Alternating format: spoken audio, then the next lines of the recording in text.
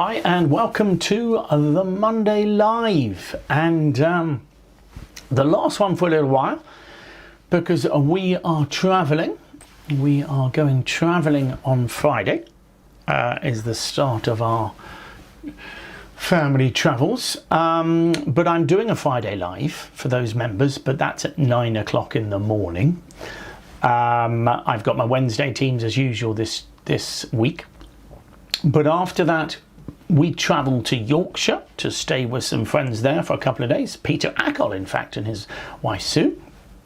And then we go on up to Rosyth, where we're staying with George and Gillian, which will be nice, and we're doing a charity event up in Stirling there. And then we get on the ship. We get on the ship, I think, Tuesday morning. It seems a long way away at the moment, but it's a week tomorrow. And then we do a 7 or 8 day cruise with Alfie and Helen and myself. But that is a bridge cruise, but hopefully we'll get some holiday out of it. We'll see. And then we drive all the way back. So that means we're away for a couple of Mondays, a Wednesday and a Friday. But I come back on the Wednesday and then eventually do a teams on the Thursday of that week. But that's far ahead, and we'll remind you of that as time goes by, and we'll put it on your calendar. So at the moment, what are the topics? The topics is switching. So we are moving into August. This is, of course, the 31st of July, but August is going to be a defending month. I know that there's a sigh from some of you because it's hard work defending, and I think we're going to start that today, in fact. Defence as partner of the leader. Defence as partner of the leader. So that's what we're going to look at today, and we'll carry on. We'll only have a couple of Mondays to look at it, but those of you on the site, of course, will have the big seminar and the chance to do the set hands, etc. On Fridays, we've shifted attention to minor suits. So on Fridays, we have gone to minors, and we're starting the conversation by looking at inverted minors. So inverted minor raises, it's not too difficult. It's just really a question of agreeing it with your partner if you fancy it. But it's quite fun in a way. But inverted minor raises, essentially what you're doing is changing the 1 club, 2 clubs, and 1 club, 3 clubs meaning. But we'll look at that for those of you who fancy it on Fridays. And all sorts of things happening around the site. Because we're going away, the office decided to extend the birthday celebration. So I'm sorry about that. I had told everybody I was going to announce that, but you've got 2 more weeks to be involved in that. So any non-members can still put their name into that and get prizes. But of course, the members, every time you do something, you can get an entry to the prize draw. So some of you do have plenty of entries, so well done to all of you who've amassed as many as you have. You've got the Monday game, of course, tonight that you can play on. That's still on Into Bridge. Thank you for those of you who've been playing in it. I'm looking for your feedback as well on that. It's important. I've certainly collected a fair bit, but do keep giving your feedback on the various aspects of the site. Beginners, we got the beginners at the end of this session, and got a new thing for beginners. So that's beginners who are signed up. Now remember, you can sign up as a beginner of the BMB site just for $4.99. Okay, just for $4.99, and that's $4.99 a month, I should say. And we are hoping to have a session for beginners that will be on Sundays at 9 o'clock until 10:30. So if you are interested in that as a beginner and a member, then please do email us so we have an idea of how many people to expect for the beginners session. So that's for beginners, novices. Not. There's a few of you who are playing on Saturdays. You're more sort of intermediate now. You've been doing that 2 or 3 years, so I think you have graduated. But for those who are sort of pretty much new to bridge, please do email us, and we'd love to help you get going with the wonderful game of bridge. And finally, we've got various holidays. There's Lynn. We've got a couple of Lynn here. Lynn is going to Tunisia in November. That is a hotel event. Always fun. We've been there many, many, many times. And in fact, I'll be going there soon as well, hopefully. And also, Lynn's going to Iceland in September. So if you fancy either of those, just give our office a call, or Great Little Escapes. And we've got all sorts of things. That's a lovely one next year, isn't it? Ingrid is heading off on a big journey, including the solar eclipse there. And obviously the weekends that I'll mention again. So let's look at, what do we usually look at? Well, we look at our 5-level decision to start with. So let's have a look at that. Okay, so I've got to go to the Q+. There we go. Those of you on Fridays will have had this cliffhanger already. Let's just see how the auction went. It went 1 diamond from you, just a normal opening bid, and you were feeling lovely about your hand, and then it all came back around to you at a rather higher level. So you open 1 diamond thinking this will be a nice auction, and suddenly it's gone 1 heart, double, 4 hearts. Now you are vulnerable, they are not. 1 diamond, 1 heart, double from your partner, 4 hearts, and it's your bid. So this is our 5-level decision. Do you bid at the 5 level, do you double, or do you pass? So we will come back to after our seminar, but have a little think about it. It's an interesting one, I think.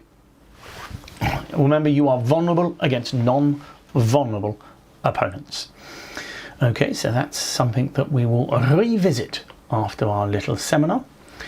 And just before we go on to the seminar, I've got to mention a couple of the events that we're doing. Carlisle Bay, just 2 doubles, maybe 1 double left.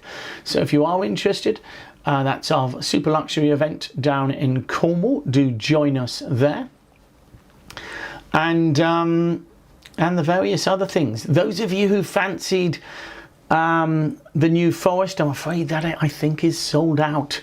So that was the Passford House Hotel, but we will hopefully, if it all goes well, we'll be doing them again. So hopefully you'll have a chance to go there again. So that's the New Forest. As I say, you'll see me going up north now. I'm going up to Scarborough for a couple of days and then Scotland. So who knows, I might be able to encounter some places there. I really, really am keen to visit the northern climes if I can. Okay, let's get going with this partnership defense then. Sorry, defense as partner with the leader. Okay, so what does it mean? Well, we get taught a lot about leading, don't we? We get taught a lot about leading, okay? But do we get taught what to do as partner of the leader? And that's what the whole topic's about. So I'm going to pick a couple of things here for this little seminar. Trick 1, what are we thinking about? Well, essentially we've got to try and identify our partner's lead, and that can be tricky. We use the card he leads. We also use the bidding that has gone on, okay? Because sometimes before, if I'm the partner of the leader, I'll often be thinking what I expect my partner to lead. If they've bid 3 different suits, the opponents, quite often I'll expect my partner to lead the unbid suit. Okay, so I've got that in my mind.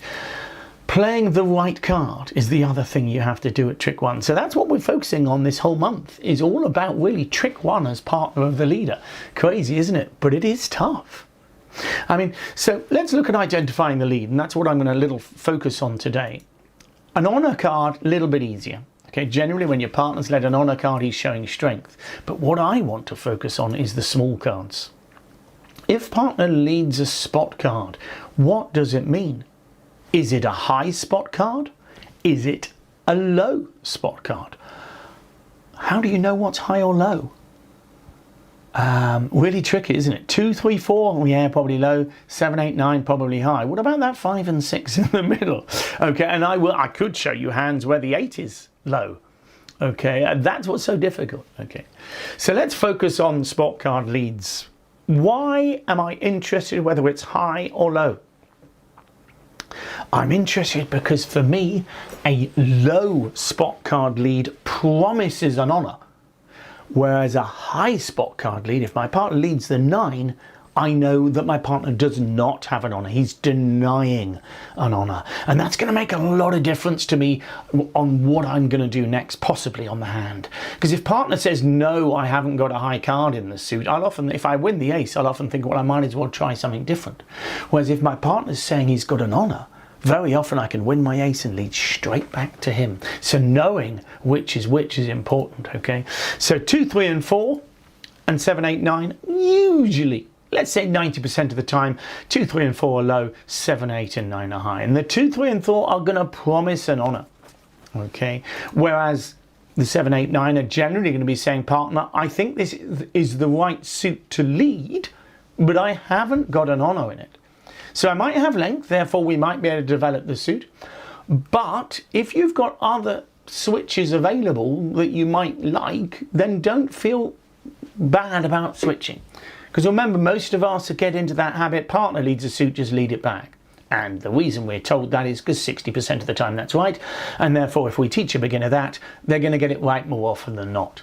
As we play more bridge, we want to get more than 60% right. Okay, we want to get the times when it's not right to lead the suit right as well, if that makes sense. Okay. You've also got to remember that the lead could be from shortage. So if there's 5, if you've got 5 cards in the suit in your hand and there's 4 in dummy, suddenly you're thinking to yourself, and this is obviously against a suit contract, but it could be from shortage. So there you're using the cards you can see and you're using the bidding, okay? And the last element, which I think is the toughest, and this is what I'm actually going to focus on, is what about the 5 and the 6? Okay, the 5 and the 6 are tricky cards. Why would partner bother leading the 5 or 6? Well, because he's been dealt the cards he's dealt. Okay, and as you'll see when I set hands, if I want it to be a distinct lead, I'll give you the 2 of the lowest card you'll have is the 2, but if I want it to be a tricky one, I'll make the lowest card the 6. Someone asking if is the 10 an honour? That depends on your partnership. It also depends on how you feel about the suit. If you've got a 4-card suit to the 10, okay, you're probably going to be thinking, do you know, I probably think I want to lead this suit because I think it's right, but I'm not sure I want it led it back. And that's the key. If you lead low, you're sort of inviting your partner to lead the suit back. What's interesting is if you had a 5-card suit to the 10, you might be more inclined. Does that make sense? So it's quite subtle there. If you're leading low, you're generally inviting your partner to lead that suit back. You're saying, partner, I've got high cards in the suit, boom. So for the most part, with a 10, I tend to lead high. So not the 10. The 10 is an honour. And if you lead the 10, that promises the 9 and suggests strength. Okay, or at least solidity in the suit. So for me, if I had 10, 8, 7, 6, I'd probably lead the 8, the second highest. Okay, and then partner might lead it back, but I don't need him to lead it back because I haven't got an honour. Does that make sense? Okay, so let's stick with that. Against a suit contract, as I say, you've got to assume that the lead could be shortage, but usually the bidding and dummy are going to help you there. And if you've got 3 cards and dummy's got 3 cards, okay, if partner leads a singleton, that puts Declarer with 6. So Declarer must have bid that suit once or twice. So clearly if Declarer hasn't bid a suit and you can't see length in your hand or dummy, you know that partner's led from length. Okay, so let's focus on the middle cards. If you ask me what's a high card and what's a low card, I cannot tell you. Because if I cannot see the 2, the 3, the 4, or the 5, okay, but I can see the 6, 7, 8, 9, 10, well then the highest card that partner could lead would be the 5. I can't remember if I included the 5 or the 6. The point is, what can you see? Dummy in your hand is going to make a big difference. Because if you can see the 10, 9, 8, 7, 6, well then the 5 looks quite a high lead. Whereas if you can see the 2, 3, 4, 5 in your hand and dummy, well then the 6 is the lowest card your partner could possibly have led. So it's very much dependent. So let's look at a basic layout, and then I've got a hand to finish us off today, just so that we can focus on this topic. So dummy has got the Queen Jack 8 and you are holding the Ace 10 3. Okay, so dummy has got the queen jack 8 and plays the jack. Okay, and you have the ace 10 3, so you play the ace and declarer follows. What are you thinking? Okay, so you've won the ace of clubs and you've got to decide. Let's say it's 3 no trumps. Let's make it simple. So it's 3 no trumps. What are you thinking of doing? Okay, and particularly your job is to analyze partner's lead. What do you think partner's lead is? Okay. Now you've had a look at that one. I want you to have a look at this layout. Obviously very similar. The queen jack of clubs in dummy and the ace 10 in your hand. Once again, your partner leads the 6. Dummy plays the jack, you play the ace, and declarer follows. So what we have is 2 layouts where the 6 of clubs has been led. And all your job, we don't know what we're going to do next. We can't see the rest of the hand. But I think we should be able to sort of guess what our partner holds. On this occasion, you can see the 2, the 3 and the 4. So the 6 is quite a low card. Does that make sense? Okay, it's a pretty low card. I would suggest that's probably 4th highest from an honour. And so I'd probably win the ace and lead, the 10 of clubs back, hoping to establish my partner's 4-card suit. Okay. On the other hand, though, if we go back just quickly, look at that. We can see the 7, 8, 10. And actually, the only cards higher than the 6 there are the 9 and the king. So either partner's led away from king 9 6, which is an unusual lead, but if he has, we're going to establish declarer's suit. Remember, partner won't have any more than that. If he'd had 4, he'd lead the 4th highest. Does that make sense? So I think the most likely lead on this occasion, on that first layout, was that partner's led from 6 5 4 2. Let me show you what I mean. So let's go through that one again. Here's the 2 layouts. The first layout was this. Now, maybe there's been some bidding, or partner just had 3 3-card suits headed by 1 honour. So he's chosen a club because he had king to 3 diamonds, king to 3 hearts, and king to 3 spades. And the least bad lead was clubs, but he's chosen the 6 because he wants to try and give us a chance to analyse it. Now, I may well lead a club back. Okay, I may well lead a club back, but I'm in a position to contemplate switching. Does that make sense? So I'm in a position where I can win the ace and think, well, I don't need to lead this trick back because I think declarer's got the king, queen, jack here. Therefore, I might switch. If you did lead it back, as Jan's suggesting, you would lead the 10 of clubs back. You lead your present count. You've got a doubleton left after you win the ace, so you do indeed lead the 10 back. And it might be right to do that here. But on another hand, maybe we've got a decent 4-card suit, okay, and we might be able to lead through declarers and holding to our partner's holding. You know, for example, if your partner had ace, queen, jack in a suit, he wouldn't want to lead that suit if he only had 3 of them. But if we were able to switch to it, that would be beautiful. Okay. On the other hand, when partner led the 6 here, we saw the 2, the 3 and 4. We could see the 2 in dummy. Okay.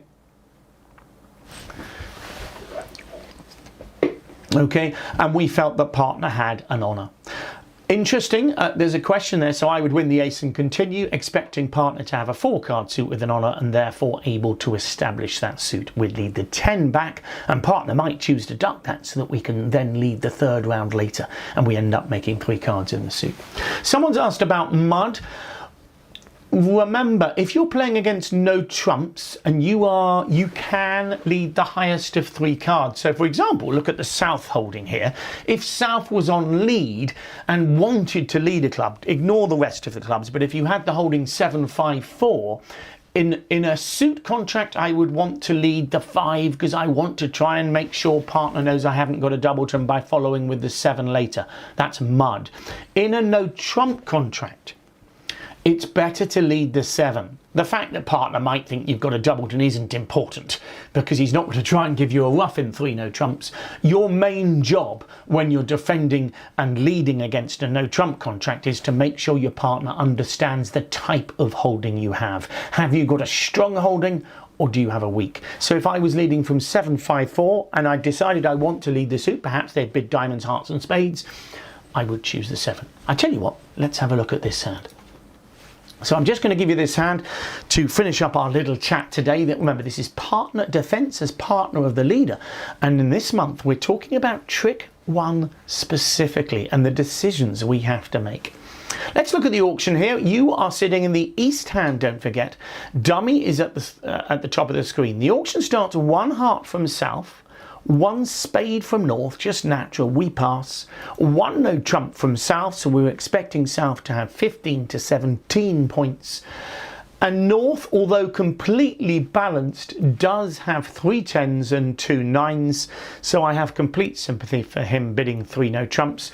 You could suggest a heart contract, but again, it's the balanced nature of the hand that might suggest that 3 no trumps is going to be best anyway. Okay, so you finish in 3, or the opponents finish in 3 no trumps, and your partner leads, let's have a look, the 5 of clubs. Okay, dummy plays the 8, and you've got to contemplate your life. No, you don't. You have to contemplate what you're going to do. And as we've always seen with defense, it's hard work. But my job here, as far as I can see, is to put the ace on, so that's what I'm going to do. And then I've got to decide what to do. Okay, so we're going to play the ace of that, because generally you're going to play the highest card of your partner's suit, and you now have to decide what to do. Okay, and do you know, I would expect 90% of defenders will just win the ace and play a club back. And that's really lazy, isn't it? Now, Stuart mentioned the rule of 11, and that works well here. Well, it does sort of. The best thing here is to analyse the lead, because it could be 4th highest. But what you have to do here is you have to analyse what partner would hold if it was 4th highest, because there are only 3 cards higher: the king, the queen and the jack. We can see the 10, 9, 8, 7, 6, 5, 4.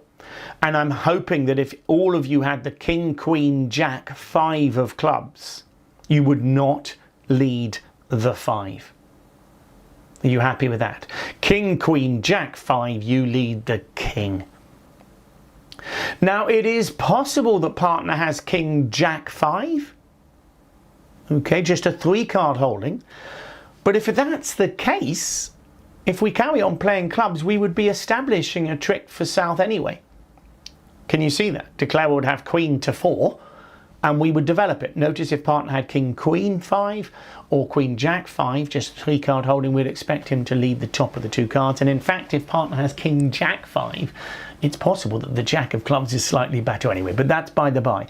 I think that I've noticed I cannot see the 3 and the 2. Now, declarer can be fooling you here, but I have a feeling that your partner may well have the 3 and the 2.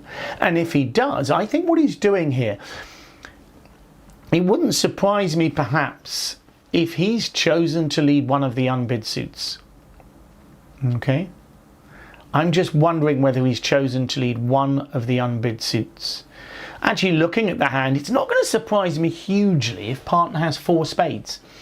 Imagine partner had 4 spades and a 3-3-3 hand. He doesn't want to lead spades, doesn't want to lead hearts, so he chooses one of the unbid minors. And what's interesting is that I think he's more likely to lead the weaker minor than the stronger minor if he's just got one honour, because it's slightly safer. So I think I have a good feeling here that I'm going to win the ace and I'm going to switch to the other unbid suit. And as a number of you have said, either the 9 of diamonds or the 8 of diamonds, I do not mind. Okay, both of them are very clearly saying, partner, I'm switching to this because I'm looking at dummy. Dummies on my right. I'm looking for a weak suit. And the key with the 5 of clubs lead is if you decide it's a higher lead, I think South might have the king, the queen and the jack of clubs. So we really do want to switch. And I think a diamond switch is brilliant, you know. And sometimes you might even develop the suit. Okay.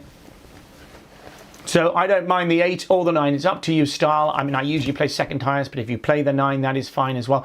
Notice on this hand, your partner doesn't need to know you've got solid diamonds because the jack and 10 of diamonds are in dummy. So it's not as if, on another hand, if there was 3 small in dummy, I might want to lead the 9 just to make sure for partner, but I think the 8 is fine here. It's a relatively straightforward hand. There you go, there's the full hand. I'm not going to play it through, but it's not one that many defenders will necessarily get right. Auction went 1 heart, 1 spade, 1 no trump, 3 no trumps. I quite like that.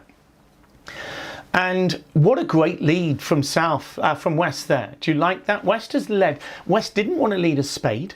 Certainly, I don't like that at all. As it happens, partner could end up winning the ace and switching, but he may well, and he might well find that. But he might switch to a club rather than a diamond. But that's another matter. So he doesn't want to lead from ace queen 4. Notice if he leads the 4, he blocks the suit for a start. Okay, so he chooses the 5 of clubs. Brilliant lead. Again, the 3 of clubs I think will fail here. So if you choose let's say you play mud, and that is okay, but if you choose the 3 of clubs lead here, I would win the ace and I would lead a club back to you. You could have king jack to 4 clubs. Can you see that? So I'd have to lead a club back, but the 5, I've been able to work out that you cannot have 4 clubs. 4 high clubs as it were, if you've led the 5, because the only 3 cards high were the king queen jack, and with the king queen jack you'll have led the king and made life easy for me.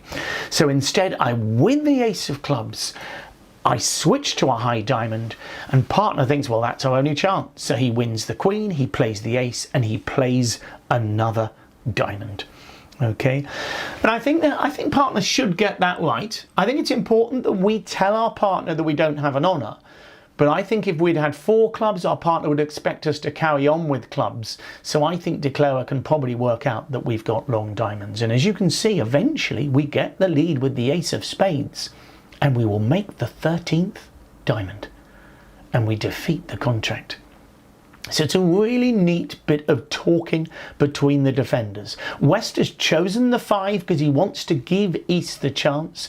East has put a lot of work in. That is a lot of work. Most people will just assume the 5 is relatively low and therefore lead the suit back. Okay, all right, and the diamond switch is great.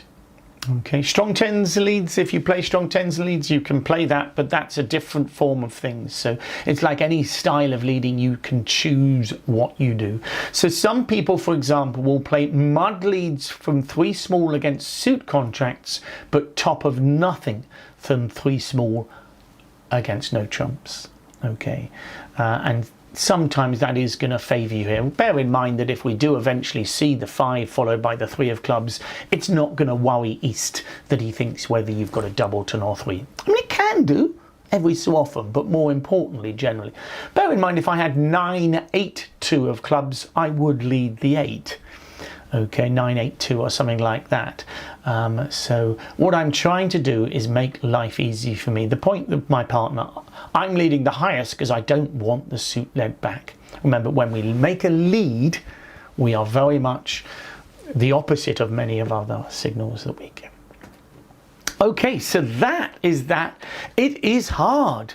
We get taught so much about opening leads. I've already done 2 seminars about it on the site, you know, and people love it. And one of the reasons we love opening leads is because they're sort of easy. And of course, we've got the opening lead question, the prize quiz. So I talk about leads a lot. The partner of the leader is tough. Dummy comes down. There's a lot to think about. Okay, I mean, we did thinking defence earlier in the year and last year, etc. And I tell you to think about 12 things or however many things. Well, one of the major things is, what is partner's lead? What's partner thinking? Trusting partner. Trusting partner as well. Okay. So a little word about the holidays around. So Denham Grove, one of our basic hubs, and we're there a lot, but we're also in different places. We've got one in St Anne's there, as you can see, and I'm in Blunsdon Hill House as well. Blunsdon, that is in the West Country, in near Bristol, Swindon, that area. And as I say, there's one or two to go in Carlisle Bay. We are going to be launching new events as well for next year. We're going to tell you what Bernard's doing. He's on a couple of cruises, going to Iceland hopefully, and he's going to Tunisia, and I think I'm going to the Scottish Isles, I think, as well. So plenty going on. So look out for that, as well as obviously Christmas and New Year and all sorts. Okay, let's focus on this then, and then we will finish with our quiz. What about this? You've opened a diamond. 1 heart, double 4 hearts. That's a quick auction. What does double mean? What does double mean? Well, you don't have to play it as specifically as I do, but the way I play is relatively simple. When partner can bid spades, you have 2 ways of showing spades. The double in this auction for me promises 4 spades, and a 1 spade bid by West would show 5 or more. And that is really crucial in this auction, because if you think partner might have 6 spades or something here, you don't know what he's got in the minors.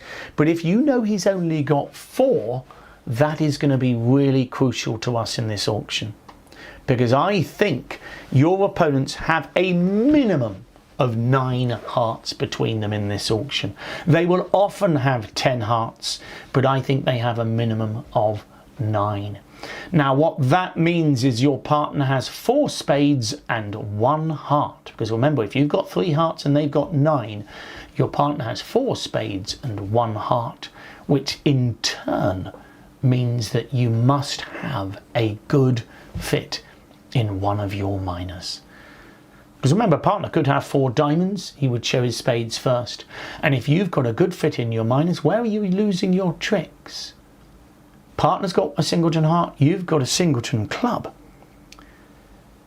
And you might think, well, yeah, but if partner's got a singleton heart, I can just pass and my partner will reopen. Well, if I tell you your partner's got 6 points here, I think it's a little bit harsh relying on him reopening. I think he will leave 4 hearts. Remember, you are vulnerable against knots, so he doesn't want to be sacrificing, but you're not sacrificing. Can you see that 5 clubs just requires your partner to hold the king of clubs?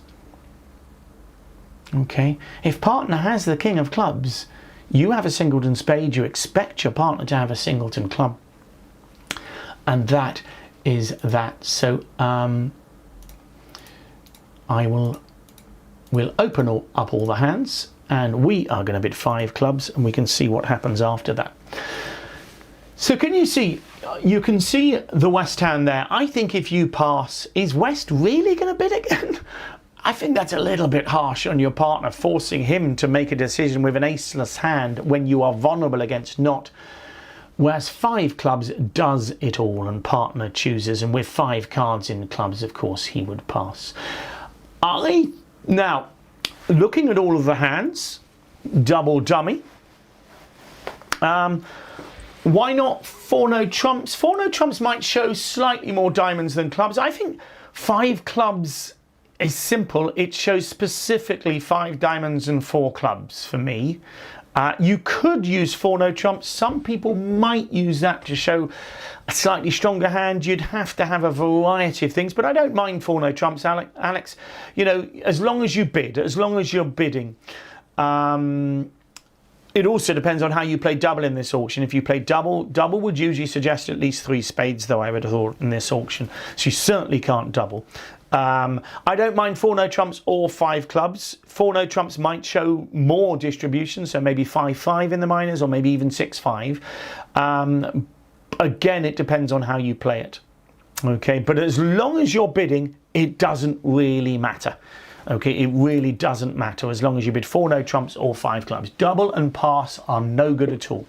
Okay, double and pass just will not pass muster here.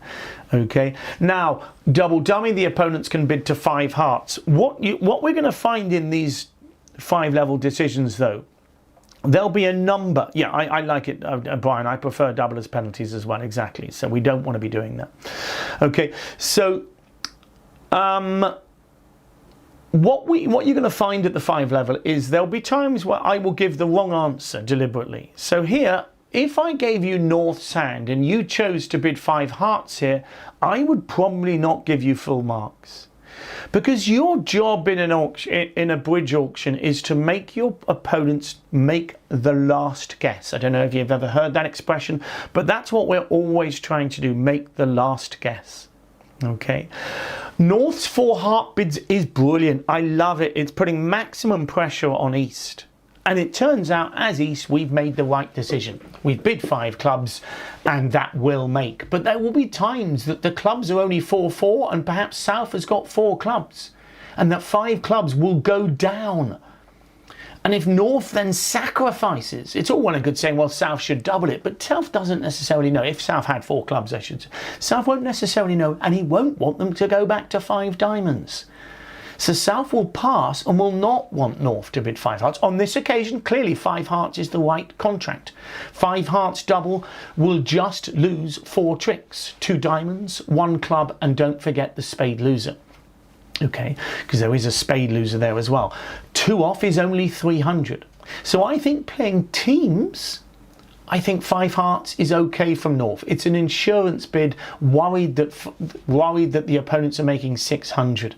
And as you can see, they're making a very comfortable 600 here. Okay, playing pairs though, North needs to believe that he's done the right thing. He has put maximum pressure. So often if you jump to 4 hearts on a hand like that, East will get it wrong. East bids 5 clubs, South happens to have 4 clubs in his hand, West has 4-3, will pass, and 5 clubs will go down because they have a club loser as well as hearts and spades. So when you make a brilliant preemptive bid like North's bid there, okay, then you have done the job. Do not undermine it. Yes, 5 hearts works on this hand, but imagine 5 clubs was going down. You have just got yourself a top by making East guess, and then you've given the opponents back the good score. Okay, because if the clubs break 4-4-4-1 around the table, nobody's making a game here.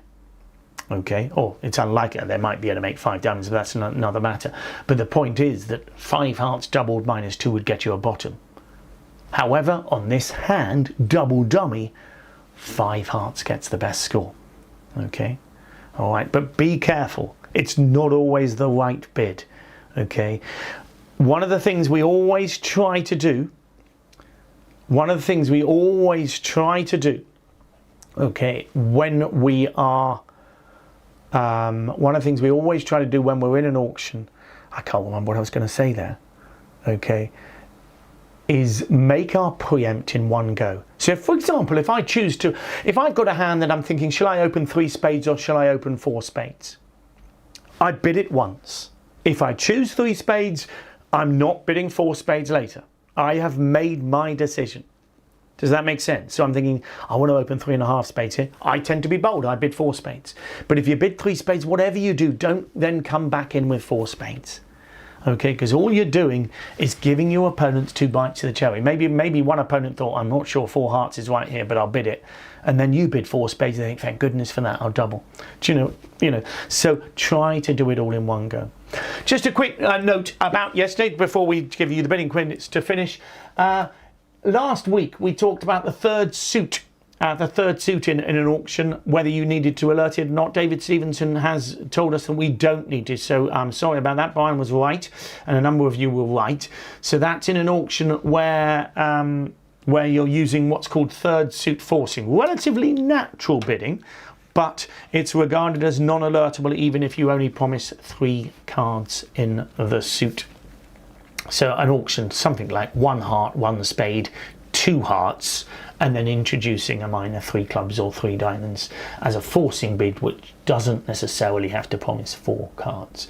So that was from last Monday, if you were there, because I asked a number of you to post that on the David Stevenson forum. Remember, David Stevenson asks our questions about the directing of bridge and alerting and all sorts of things, as well as, of course, Julian, who answers the questions about bridge queries. So don't forget that. As a member, you've got those places to go to ask your questions and get a pretty quick answer. I have to say they're pretty good. Okay, before I show you the quiz then, just a reminder that I'm off on holiday. So Wednesday as normal for the members. Friday is at 9 o'clock. If you fancy it live, don't forget you can always catch up later. But after that, we are not back until halfway through August. So it is the Thursday for the members. We have a Thursday teams and then a Friday, but there's 2 Mondays off. We're talking about defence. Do send in your hands, and then after that we'll do our second one on defence. Our winner of the prize quiz was Carol Richards this week, which is great. So well done. The special offer of the week, if I can find that, is the teams. So do join us half price. Those non-members, that's just £3.50 for the non-members for this week. So do join us on the Wednesday night if you fancy that. And I think that's most of what I had in mind, so I'm going to show you the quiz here. Again, I think this is an interesting one. What no trump from left-hand opponent past 2 diamonds transfer from your right-hand opponent, and it's your bid. 1 no trump past 2 diamonds transfer, and it's your bid. Okay.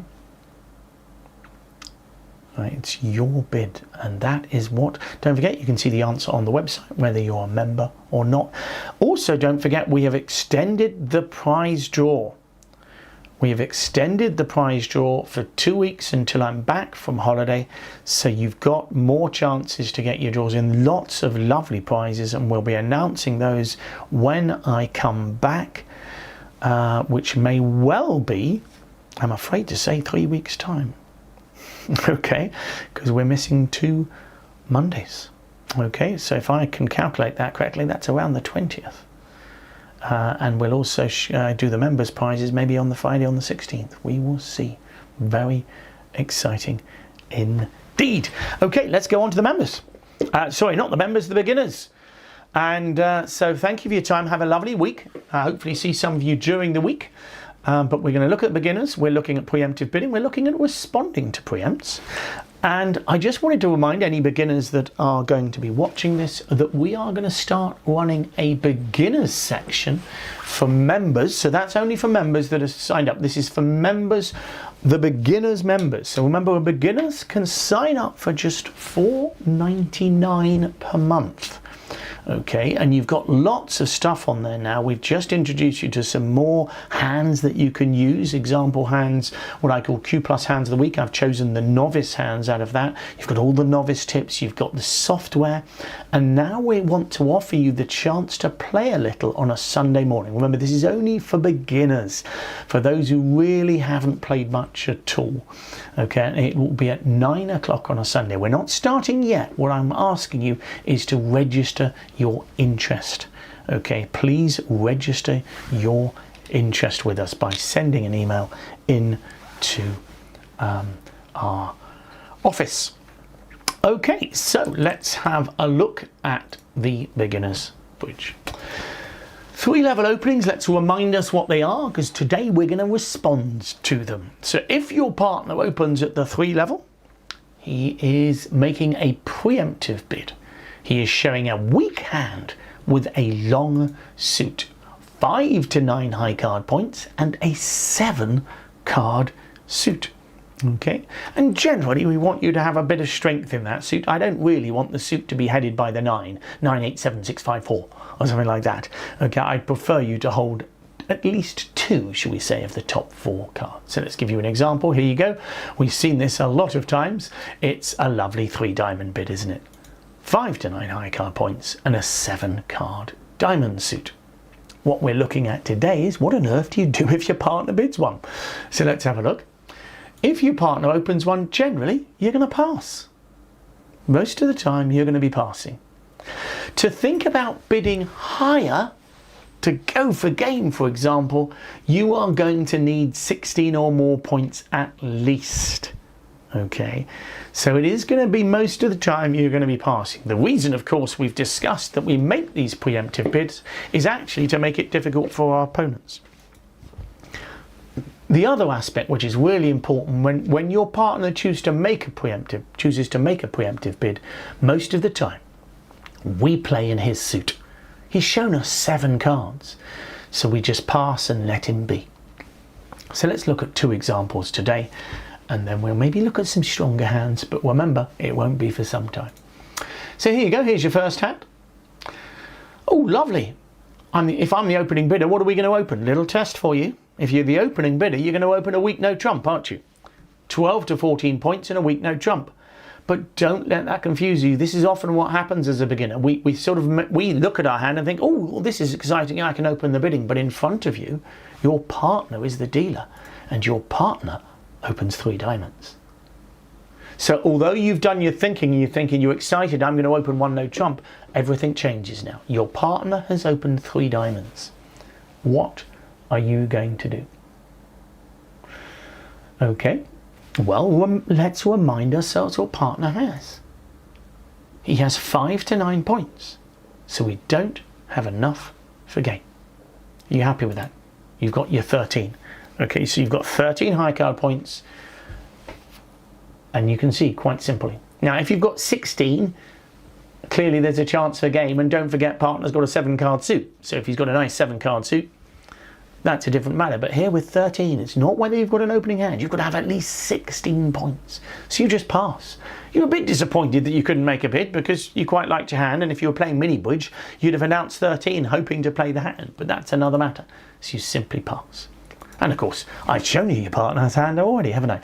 Okay, so there's your partner's hand. And 3 diamonds is okay, isn't it? You're going to make 6 lovely diamond tricks, and you're probably going to make the ace of spades, the ace of hearts, and 1 club trick. So you'll probably make it. Now, you won't always make these bids. But of course, the reason you're bidding it isn't necessarily to make it. And again, we discussed this over the last couple of weeks. This idea of going down, particularly when you're non-vulnerable, just losing 50 points, it'll often be a nice score because your opponent should have been doing something. Notice, for example, here, tot up your points, 6 points and 13. We've got 19, the opponents have got 21. If we were playing mini bridge, they would have been the declarers. But because of this long and strong suit, 3 diamonds is a great bid.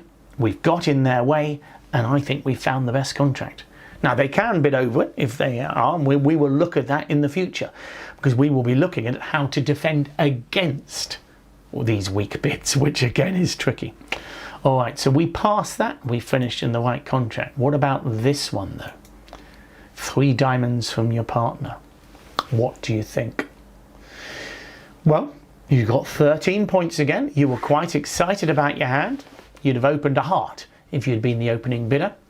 So what are you going to do this time? Now, this one's hard.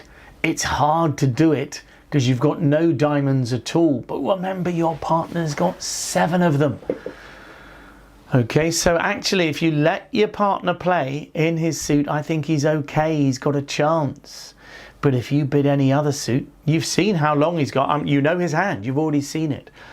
He will be short in most of the other suits. On a lovely day, he might have 3 hearts. But on a lot of days, he'll have a singleton heart, a doubleton spade, and 3 clubs. And so you will have 7 clubs between you. But you've got 7 diamonds between you as well. Can you see the idea? So here, you've got fewer than 16 points. So therefore, we don't go for game. You haven't got enough for game, and you let your partner play in her suit. Does that make sense? Okay, so it's not an easy one, but you're going to pass. Okay, you've got your 13 high card points, no chance for game. And although you've only got 7 diamonds between you because your partner's got so many of them, she'll be able to make those. I mean, let's look at her hand. She can make those, okay, if she's playing in diamonds. Can you see that she won't make any diamond tricks if you play in any other contract? Because some people think, oh, 3 no trumps, that's got to be good. I've got all the other suits. but you never make a diamond trick. The opponents lead maybe spades and then hearts, and you know you'll only make the ace of hearts, the ace of spades, and maybe only one club trick. I could imagine you going 5 or 6 tricks off in 3 no trumps. That would not be nice, would it? Okay, and the opponents are not going to be friendly enough to lead diamonds, I'm afraid. Okay, well, they'll have to lead them twice. They might lead the ace, but they won't lead them again. So isn't that difficult? So if you bid 3 no trumps, it's very tempting to think, oh, anything but diamonds. But of course, if you remember that partner's got 7 of them, and I suppose another aspect, a humorous aspect, is simply, look, I tell you what, partner bid them, let him play them. It's his fault or her fault for bidding them, okay? And it is, in a way. If 3 diamonds is the worst contract in the world, it's your partner's fault, not your fault. So if your partner miscounted and only had 5 diamonds, well, then it's not your fault. Here, you can see how beautiful those diamonds are, and you're actually on a very good day if the opponents have 3 diamonds each, which they might have. Not so likely, but they might have. He can still make 6 diamond tricks. He can still make the contract. Okay, but as you can see, sometimes it's not nice. But if you pass, you end up in the best contract for your side. Okay, well, I hope you enjoyed that. That's responding to preempts. We've still got a bit more to do on it, but our next lesson won't be for 3 weeks because I am away. So I hope you enjoyed that. Don't forget, as I say, if you're a beginner or novice that wants to have a few games online and practice a little with some of our teachers, please send us in a hand. Sorry, not send us in, send us in an email, and we'd love to hear from you, and we will then put you on our list and make sure that you are informed on when we are going to start these little sessions. Okay, well, thank you for your time. Have a lovely week, and see you again soon.